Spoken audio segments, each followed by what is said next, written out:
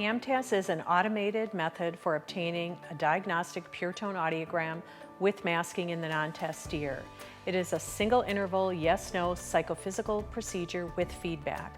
In other words, the patient interacts with the software and the software makes decisions on the next step based on the patient's response. During the test, the patient will see a screen that displays "listen for a tone," and then the screen will change to "did you hear a tone?" and they must indicate yes or no by touching the screen.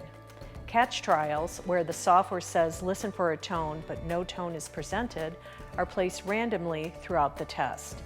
If they respond yes to a catch trial, a message will be displayed that informs the patient they selected yes when there was no tone presented and to please listen carefully.